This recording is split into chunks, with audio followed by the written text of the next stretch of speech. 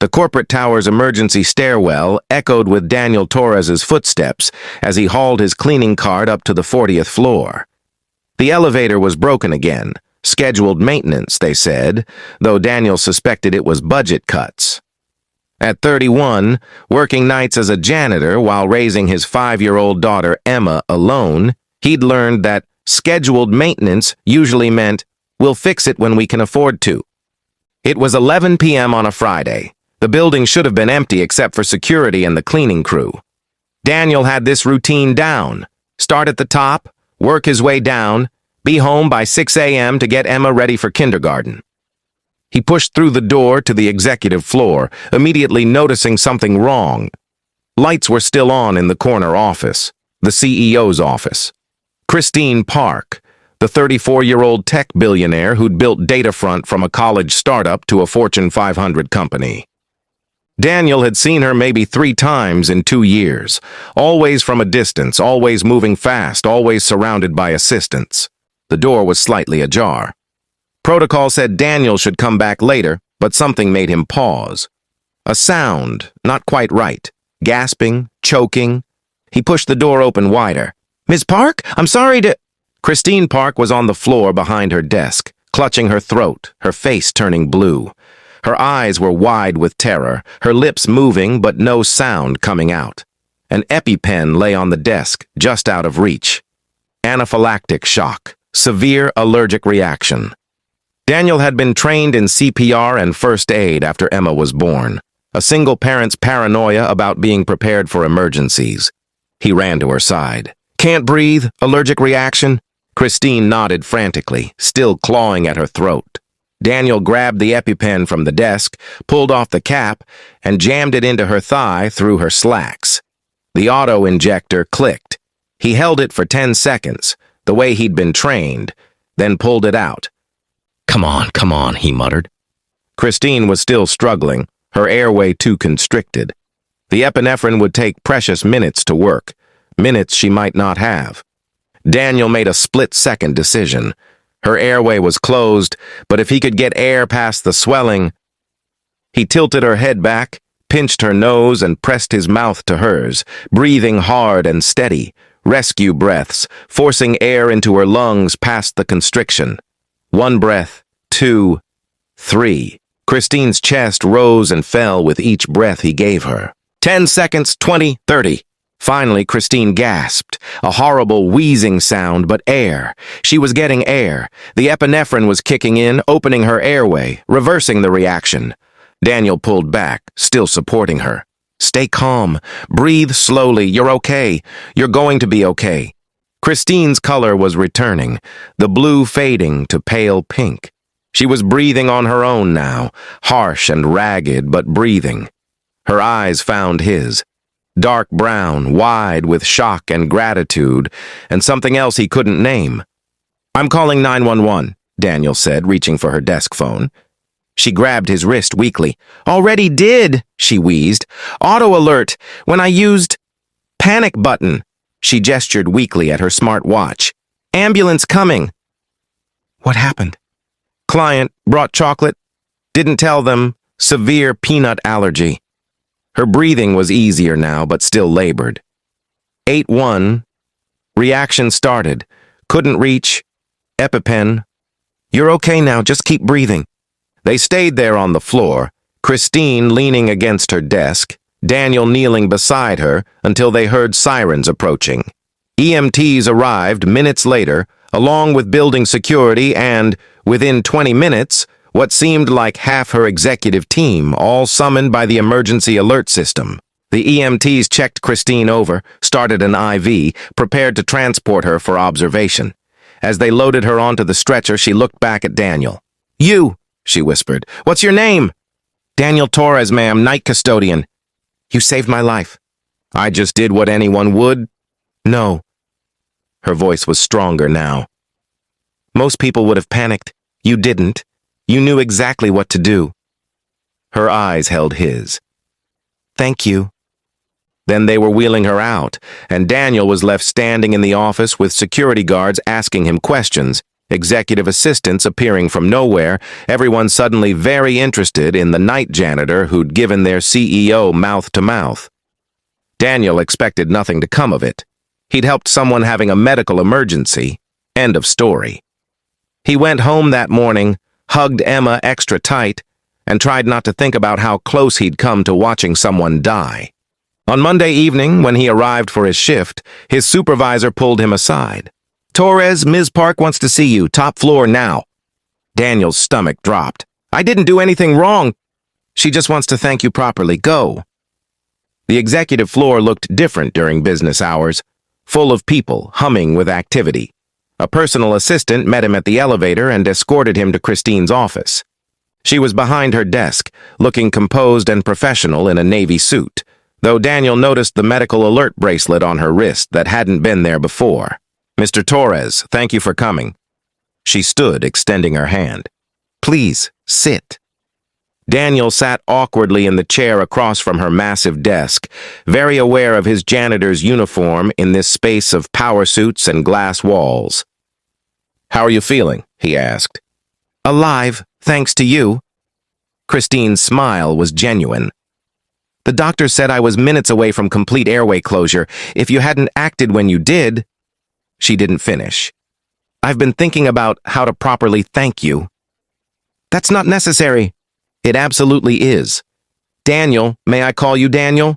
I've built a billion-dollar company. I've negotiated with heads of state and tech giants. But Friday night I was helpless, dying on my office floor. And the person who saved me was someone I'd walked past 100 times without ever really seeing." Daniel shifted uncomfortably. "I'm just glad I was there." "So am I. But here's what's been keeping me up at night. You knew exactly what to do in a crisis. You had medical training, quick thinking, the courage to act. Yet you're working as a night janitor for $15 an hour. Christine leaned forward. "Why?" "It's honest work. The hours let me be home during the day with my daughter." "Emma, right? 5 years old, kindergarten at Lincoln Elementary." Daniel's protective instincts flared. "How do you know that?" "After you saved my life, I wanted to know who you were. I hope that's not invasive, but I needed to understand the person who'd given me a second chance." Christine pulled out a file. "Daniel Torres, 31.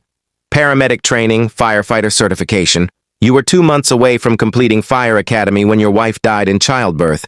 You dropped out to raise Emma alone. You've been working custodial jobs for 5 years because the hours are flexible and you can't afford daycare." Daniel's throat tightened. "That's my business." "It is. And I'm not trying to invade your privacy. I'm trying to understand how someone with your skills, your training, your obvious competence ended up pushing a mop." Christine closed the file. "Daniel, I want to offer you a position in my company." "Ms. Park, Director of Safety and Emergency Response. You'd oversee all emergency protocols for our 15 buildings nationwide, train staff in first aid and crisis management, coordinate with local emergency services. Salary of $95,000 to start, full benefits, flexible schedule that works with Emma's school hours." Daniel stared at her. "You're offering me a job because I used an EpiPen?" "I'm offering you a job because you saved my life with skills you've been wasting on night shifts when you should be using them to help people. Because I nearly died and realized my company, built on innovation and preparation, had terrible emergency protocols. Because you're qualified, competent, and exactly what we need." Christine's voice softened. "And yes, because I owe you everything. But mostly because it's the right decision for the company. I don't have a degree. You have certifications and training worth more than most degrees, and if you want to finish your Fire Academy certification, the company will pay for it." Christine stood, came around the desk. "Daniel, I died on that floor. You brought me back. I don't take that lightly. But this isn't charity, it's recognizing talent that's been overlooked. So please, say yes." Daniel thought about Emma, about the shabby apartment they could barely afford, about working himself to exhaustion just to make rent, about having to explain to his daughter why they couldn't afford school field trips or new shoes. "Yes," he said. "Yes, I'll take it." Within 6 months, Daniel had revolutionized Datafront's emergency response systems. He'd installed better medical equipment in every building, trained hundreds of employees in CPR and first aid, established relationships with local fire departments and hospitals. He was good at his job, better than good. But more than that, he'd become friends with Christine. They had coffee every Monday to discuss safety protocols, which turned into discussing everything else. Their kids. She had a 7-year-old son from a previous marriage. Their struggles as single parents, their fears and hopes and dreams deferred. "Can I tell you something?" Christine said one Monday morning, a year after the incident. "I've been thinking about that night, about the kiss." Daniel nearly choked on his coffee. "The rescue breathing—" "I know what it was. Medical procedure, life-saving intervention. But Daniel, it was also the first time in 3 years anyone had touched me with genuine care. My entire world is business, transactions, people wanting something. But you didn't want anything. You just wanted me to live." "Of course I did. I've been married twice, both times to ambitious men who saw me as a stepping stone. I've dated billionaires and celebrities and entrepreneurs. But none of them ever really saw me."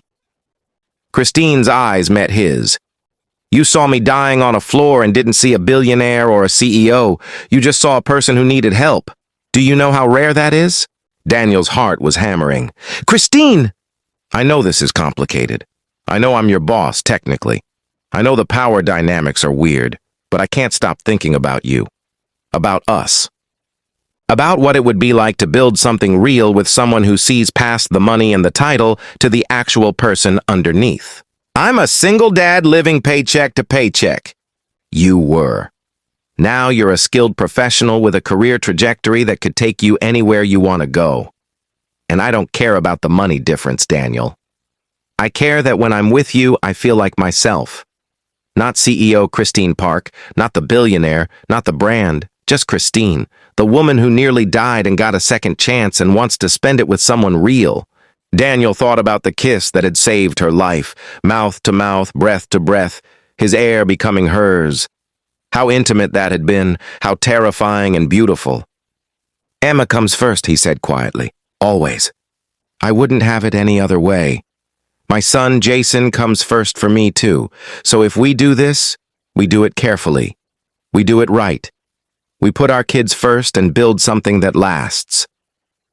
"You're sure you could date anyone?" "I don't want anyone. I want the man who gave me my life back and didn't ask for anything in return. The man who sees me, really sees me, and stays anyway." Daniel reached across the table and took her hand. "Then let's do this. Carefully, slowly, but let's do it." 3 years later, Daniel stood in the same office where he'd saved Christine's life, watching Emma and Jason chase each other around the furniture while Christine laughed at their antics. They'd married quietly 6 months ago, just family, just friends, nothing flashy. Daniel was now Chief Operating Officer, Christine's partner in both business and life. Emma called Christine Mom, and Jason had declared Daniel the best bonus dad ever. "You know what I think about sometimes?" Christine said, wrapping her arms around Daniel from behind. "What if you hadn't been working that night? What if you'd been scheduled for a different floor, or called in sick, or the elevator had been working and you'd taken it instead of the stairs?" "I try not to think about that," Daniel admitted. "Me neither, because it terrifies me. How close we came to missing each other. How you could have walked past my office, heard nothing, and I'd have died there." She turned him to face her. "But you didn't. You stopped. You listened. You acted. You saved my life with a kiss." "Rescue breathing." "A kiss," she insisted, smiling. "And then you saved it again by showing me what real partnership looks like. What it means to be seen and valued for who you are, not what you have." Daniel kissed her properly this time, not to save her life, but to celebrate it, to celebrate them. Because sometimes a janitor saves a billionaire's life with CPR and an EpiPen, And sometimes, in the process, they both discover that the real emergency was the loneliness they'd been living with, and the real rescue was finding someone who saw past titles and tax brackets to the beating heart underneath.